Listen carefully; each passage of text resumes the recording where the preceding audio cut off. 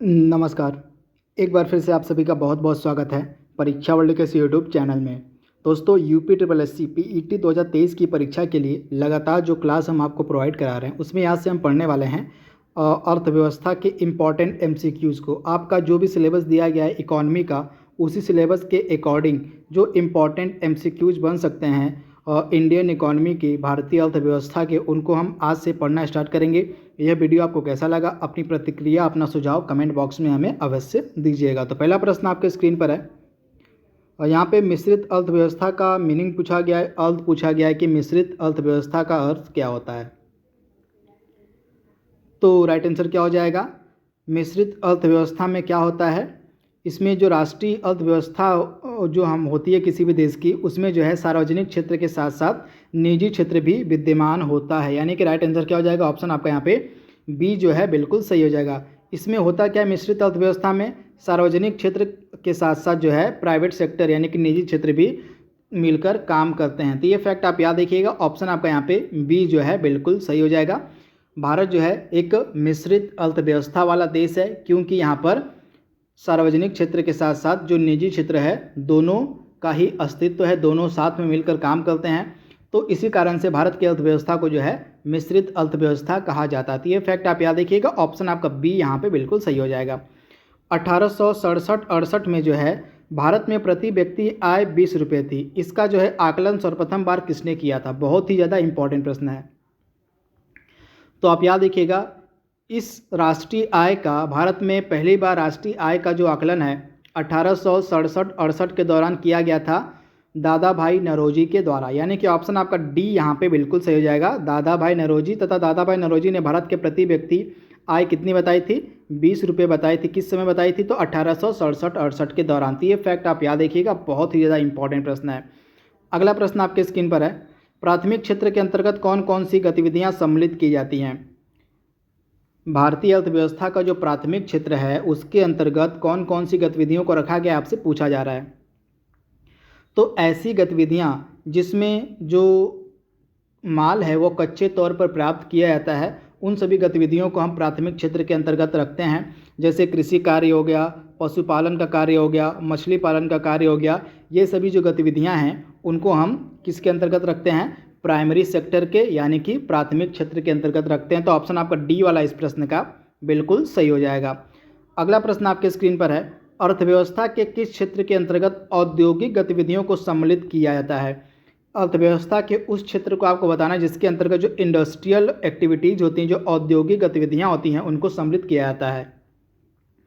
तो जितने भी इंडस्ट्रियल वर्क होते हैं, जितनी भी इंडस्ट्री होती हैं, उनको हम द्वितीय क्षेत्र में रखते हैं। राइट आंसर क्या हो जाएगा? ऑप्शन आपका यहाँ पे जो बी है बिल्कुल सही हो जाएगा। जो कच्चा माल जो है, जो कच्चा माल प्राथमिक क्षेत्र में प्राप्त किया जाता है, उसी कच्चे माल का जो प्रयोग है मैन्युफैक्चरिंग के लिए इस द्वितीय क्षेत्र में होता है। यानी कि इस द्वितीय क्षेत्र में जो है विनिर्माण का कार्य होता है, यानी कि मैन्युफैक्चरिंग का कार्य भी होता है। इसी कारण से जो भी उद्योग धंधे होते हैं उनको हम द्वितीय क्षेत्र के अंतर्गत रखते हैं। इन दोनों प्रश्नों की डिटेल आपके सामने यहाँ पे लिखी गई है, जिनको आप देख सकते हैं।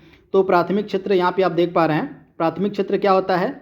वह क्षेत्र जहाँ प्राकृतिक संसाधनों को कच्चे तौर पर प्राप्त किया जाता है। जैसे आपका कृषि कार्य हो गया, उत्खनन का कार्य हो गया, पशुपालन का कार्य हो गया, मछली पालन का कार्य हो गया, ये सभी आपके प्राथमिक क्षेत्र के अंतर्गत आते हैं। इस क्षेत्र में जो है कृषि एवं इससे संबंधित गतिविधियों को सम्मिलित किया जाता है। वहीं द्वितीय क्षेत्र में क्या होता है? वह क्षेत्र जो प्राथमिक क्षेत्र के उत्पादों को, यानी कि जो उत्पाद प्राथमिक क्षेत्र में कच्चे तौर पर प्राप्त किए जाते हैं, उन उत्पादों को जो है द्वितीय क्षेत्र में जो है कच्चे माल के रूप में प्रयोग में लाया जाता है। तो ये फैक्ट आप याद रखिएगा। तथा द्वितीय क्षेत्र के अंतर्गत मैन्युफैक्चरिंग का कार्य होता है, विनिर्माण का कार्य होता है, जिस कारण से इसको हम औद्योगिक क्षेत्र के नाम से भी जानते हैं। इसके अंतर्गत जो है लौह इस्पात उद्योग आ जाएगा, वाहन उद्योग आ जाएगा, वस्त्र उद्योग, फर्नीचर उद्योग, इसके अलावा अन्य जितने भी उद्योग होते हैं, इंडस्ट्रीज होती हैं, ये सभी आपके द्वितीय क्षेत्र के अंतर्गत आती हैं। तो ये कॉन्सेप्ट आपको याद रखना है। इसके बाद भारतीय अर्थव्यवस्था का तीसरा क्षेत्र है तृतीय क्षेत्र। इसके अंतर्गत सेवाओं को सम्मिलित किया जाता है। जितने भी आपके सर्विस सेक्टर होते हैं, जैसे आपका बीमा हो गया, बैंकिंग हो गया, चिकित्सा, शिक्षा, पर्यटन, संचार, रिटेल, इसके अलावा अन्य जितने भी सेवाओं वाले क्षेत्र होते हैं उनको हम तृतीय क्षेत्र के अंतर्गत रखते हैं। इसको जो है हम सर्विस सेक्टर के नाम से भी जानते हैं। तो अर्थव्यवस्था को जो है 3 क्षेत्रों में बांटा गया है, प्राथमिक क्षेत्र, द्वितीयक क्षेत्र और तृतीयक क्षेत्र। इनमें कौन कौन सी गतिविधियां आती हैं उन सभी को मैंने आपको बता दिया है, चाहे तो आप इसका स्क्रीनशॉट ले सकते हैं, पेज मैंने क्लियर कर दिया है। बढ़ते हैं अगले प्रश्न की तरफ। वर्तमान समय में भारतीय अर्थव्यवस्था के विकास में किस क्षेत्र का योगदान सबसे अधिक है? तो मैं जब आपको मिश्रित अर्थव्यवस्था पढ़ा रहा था तो इस टॉपिक से मैंने जो भी इंपॉर्टेंट फैक्ट और पॉइंट बन सकते थे मैंने आपको बताया हुआ है। अगर आपने मेरा मिश्रित अर्थव्यवस्था वाला वीडियो देखा होगा तो आप आसानी से इस प्रश्न को सॉल्व कर सकते हैं। तो राइट आंसर क्या हो जाएगा? वर्तमान समय में भारतीय अर्थव्यवस्था के विकास में किस क्षेत्र का योगदान जो है सबसे ज़्यादा है? तो तृतीयक क्षेत्र का। तृतीयक क्षेत्र को हम जो है सर्विस सेक्टर के नाम से भी जानते हैं। तो वर्तमान में भारत की अर्थव्यवस्था में, भारत के जीडीपी में सबसे अधिक जो योगदान है किसका है? वो है सर्विस सेक्टर का, यानी कि तृतीयक क्षेत्र का है। तो इसके बारे में आपको याद रखना है। और निम्न में से कौन सी विशेषता भारतीय अर्थव्यवस्था की नहीं है? इसमें से कौन सी विशेषता भारतीय अर्थव्यवस्था की नहीं है? तो भारत की अर्थव्यवस्था मिश्रित अर्थव्यवस्था है, बिल्कुल सही है। श्रम आधिक्य वाली अर्थव्यवस्था है, उच्च बेरोजगारी वाली अर्थव्यवस्था है, लेकिन प्रति व्यक्ति उच्च आय वाली अर्थव्यवस्था भारत की नहीं है, बल्कि प्रति व्यक्ति जो है निम्न आय वाली जो है अर्थव्यवस्था भारत की है। तो इसके बारे में आप याद रखिएगा। तो ऑप्शन डी यहाँ पे भारतीय अर्थव्यवस्था की विशेषता को नहीं दर्शाता है, तो आप इसे याद रखिएगा। यहाँ पे क्या होगा? प्रति व्यक्ति निम्न आय वाली अर्थव्यवस्था है भारत की। 7वां प्रश्न आपके स्क्रीन पर है। मानव विकास सूचकांक किस अर्थशास्त्री द्वारा विकसित किया गया था? तो मानव विकास सूचकांक जो है यह किसके द्वारा विकसित किया गया था? महबूब उल हक के द्वारा, यानी कि ऑप्शन आपका बी यहाँ पे बिल्कुल सही हो जाएगा, महबूब उल हक। तो इनके बारे में आपको याद रखना है। अगला प्रश्न आपके स्क्रीन पर है। मानव विकास सूचकांक को किस संगठन के द्वारा प्रकाशित किया जाता है? तो मानव विकास जो सूचकांक है इसको कौन सा संगठन प्रकाशित करता है? तो UNDP, United Nation Development Programme के द्वारा जो है मानव विकास सूचकांक को प्रकाशित किया जाता है। तो ऑप्शन आपका ए जो है इस प्रश्न का बिल्कुल सही हो जाएगा। और 9वां प्रश्न आपके स्क्रीन पर है। ग्रॉस नेशनल हैप्पीनेस की संकल्पना किस देश ने दी थी? ग्रॉस नेशनल हैप्पीनेस की जो संकल्पना है किस देश के द्वारा दी गई थी? तो राइट आंसर क्या हो जाएगा? भूटान के द्वारा यह संकल्पना दी गई थी, यानी कि ऑप्शन आपका ए यहाँ पे 100% सही हो जाएगा। निम्नलिखित में से कौन सी पंचवर्षीय योजना का संबंध हेराल्ड डोमर मॉडल से है? आपसे पूछा जा रहा है। हेराल्ड डोमर मॉडल से संबंधित कौन सी पंचवर्षीय योजना है आपको बताना है। तो राइट आंसर क्या हो जाएगा? आपकी जो पहली पंचवर्षीय योजना थी, आप याद रखिएगा, जो पहली पंचवर्षीय योजना थी यह किस पर आधारित थी? तो हेराल्ड डोमर मॉडल पर आधारित थी। ऑप्शन आपका ए यहाँ पे बिल्कुल सही हो जाएगा। जो पहली पंचवर्षीय योजना थी इसका टाइम पीरियड था 1951 से लेके 1956 तक। तो और राइट आंसर क्या हो जाएगा? ऑप्शन ए आपका बिल्कुल सही हो जाएगा, आप इसे याद रखिएगा। 11वां प्रश्न आपके स्क्रीन पर है। निम्न में से किस पंचवर्षीय योजना के काल में 2 युद्ध लड़े गए थे? तो आपकी जो तीसरी पंचवर्षीय योजना थी इसके दौरान जो है 2 इम्पॉर्टेंट लड़ाइयाँ लड़ी गई थी। तो इनके बारे में आप याद रखिएगा। तृतीय पंचवर्षीय योजना, यानी कि ऑप्शन आपका बी यहाँ पे बिल्कुल सही हो जाएगा। इसके बारे में आप याद रखिएगा। तृतीय पंचवर्षीय योजना का समय काल कब से कब तक था? तो यह समय काल जो था यह आपको मिलेगा 1961 से 66। इसी तृतीय पंचवर्षीय योजना के दौरान भारत चीन का युद्ध हुआ था और भारत पाकिस्तान का युद्ध लड़ा गया था। तो 2 लड़ाइयाँ लड़ी गई थी इसी पंचवर्षीय योजना के दौरान। तो ये फैक्ट आप याद रखिएगा। अगला प्रश्न है। किस पंचवर्षीय योजना में कृषि ने ऋणात्मक विकास प्रदर्शित किया था? ऋणात्मक विकास जो है किस पंचवर्षीय योजना ने प्रदर्शित किया था? तो राइट आंसर क्या हो जाएगा? तीसरी पंचवर्षीय योजना के दौरान जो है कृषि ने नकारात्मक विकास को प्रदर्शित किया था, ऋणात्मक विकास को प्रदर्शित किया था। तो राइट आंसर क्या हो जाएगा? तीसरी पंचवर्षीय योजना, यानी कि ऑप्शन आपका यहाँ पे जो सी है बिल्कुल सही हो जाएगा। 1961 से लेके 1965 के दौरान जो कृषि उत्पादन थी उसकी जो वृद्धि दर थी वह -1.0% दर्ज की गई थी। तो आप इसे याद रखिएगा। तो राइट आंसर क्या हो जाएगा? तीसरी पंचवर्षीय योजना। 13वां प्रश्न आपके स्क्रीन पर है। ऑपरेशन फ्लड का संबंध निम्नलिखित में से किससे है? तो ऑपरेशन फ्लड का संबंध किससे हो जाएगा? दुग्ध उत्पादन से यह रिलेटेड है, यानी कि ऑप्शन आपका यहाँ पे जो बी है बिल्कुल सही हो जाएगा। अगला प्रश्न है। भारतीय हरित क्रांति की जन्मस्थली किसे माना जाता है? तो भारतीय हरित क्रांति की जो जन्मस्थली है यह हम पंतनगर को कहते हैं। तो राइट आंसर क्या हो जाएगा? पंतनगर, यानी कि ऑप्शन आपका यहाँ पे जो ए है बिल्कुल सही हो जाएगा।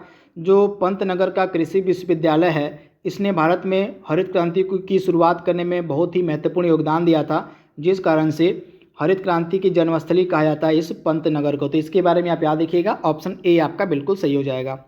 अगला प्रश्न है, योजना आयोग की स्थापना कब की गई थी? तो जो प्लानिंग कमीशन था भारत में, इसकी स्थापना जो है 15 मार्च 1950 को की गई थी, यानी कि ऑप्शन आपका यहाँ पे ए जो है बिल्कुल सही हो जाएगा। आइए इसके बारे में कुछ डिटेल को देख लेते हैं।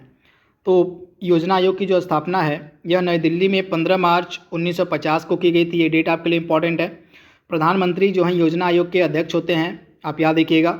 जवाहरलाल नेहरू जो है योजना आयोग के पहले अध्यक्ष थे, इसके बारे में आप याद रखिएगा। जवाहरलाल नेहरू जो है योजना आयोग के पहले अध्यक्ष थे। वहीं गुलजारी लाल नंदा जो हैं योजना आयोग के पहले उपाध्यक्ष थे। तो ये फैक्ट आप याद रखिएगा। योजना आयोग के उपाध्यक्ष को जो है केंद्रीय मंत्रिमंडल द्वारा नियुक्त किया जाता था। तो ये फैक्ट आप याद रखिएगा। क्या आप बता सकते हैं कि इसके स्थान पर जो नीति आयोग है उसकी स्थापना किस वर्ष में की गई थी? इसके अलावा आपको बताना है कि नीति आयोग के पहले अध्यक्ष कौन थे और नीति आयोग के पहले उपाध्यक्ष कौन थे। इन प्रश्नों का जवाब आपको कमेंट बॉक्स में देना है। अगला प्रश्न है, विश्व में हरित क्रांति के जनक कहे जाने वाले डॉक्टर नॉर्मन बोरलॉग को किस वर्ष नोबेल शांति पुरस्कार दिया गया था? तो 1970 में। ऑप्शन आपका बी यहाँ पे बिल्कुल सही हो जाएगा। नॉर्मन बोरलॉग को जो है 1970 में नोबेल शांति पुरस्कार से सम्मानित किया गया था। विश्व में ये हरित क्रांति के जनक कहे जाते हैं, तो आप इसे याद रखिएगा। ऑप्शन आपका बी यहाँ पे बिल्कुल सही हो जाएगा। अगला प्रश्न आपके स्क्रीन पर है, भारत में हरित क्रांति का जनक हम किसे कहते हैं? बहुत ही ज़्यादा महत्वपूर्ण प्रश्न है। तो भारत में हरित क्रांति का जनक हम कहते हैं एम.एस. स्वामीनाथन को। ऑप्शन आपका यहाँ पे जो बी है बिल्कुल सही हो जाएगा, एम.एस. स्वामीनाथन। भारत में हरित क्रांति खाली स्थान के लिए बीज की उच्च पैदावार वाली किस्मों की शुरुआत की गई थी, यानी कि जब हरित क्रांति भारत में स्टार्ट की गई थी तो किस बीज के उच्च पैदावार वाली किस्मों का हमने इस्तेमाल किया था हरित क्रांति में पहली बार? तो गेहूँ के जो है उच्च पैदावार वाली किस्मों की जो है सबसे मतलब किस्मों का जो है प्रयोग किया गया था पहली बार हरित क्रांति जब स्टार्ट हुई थी। तो राइट आंसर क्या हो जाएगा? गेहूं के उच्च किस्मों वाले उच्च पैदावार वाले किस्मों का जो है इस्तेमाल किया गया था हरित क्रांति के दौरान जब स्टार्ट हुई थी हरित क्रांति। तो राइट आंसर क्या हो जाएगा? गेहूं आपका राइट आंसर हो जाएगा। इसी के कारण जो है गेहूँ की जो पैदावार है वह बहुत ही ज़्यादा दर्ज की गई थी। तो आप इसे याद रखिएगा। तो गेहूँ आपका राइट आंसर हो जाएगा। अगला प्रश्न है, सरकार के द्वारा लगाए गए अवरोधों या प्रतिबंधों को हटाना क्या कहलाता है?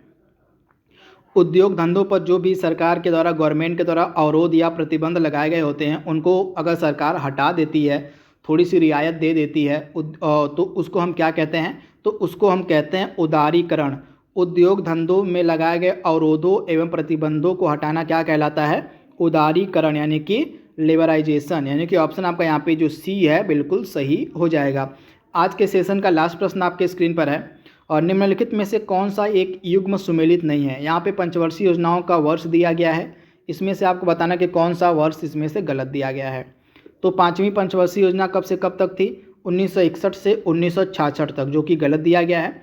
पाँचवीं जो पंचवर्षीय योजना थी 1961 से 66 तक नहीं थी, बल्कि और 1974 से लेके 1979 तक चली थी आपकी पाँचवीं पंचवर्षीय योजना। इसके बाद आठवीं पंचवर्षीय योजना आपकी 1992 से 97 थी, बिल्कुल सही है। 11वीं पंचवर्षीय योजना आपकी 2007 से 2012 तक थी। वहीं पहली पंचवर्षीय योजना आपकी 1951 से लेकर 1956 तक थी। तो पहला ऑप्शन आपका यहाँ पे सुमेलित नहीं था।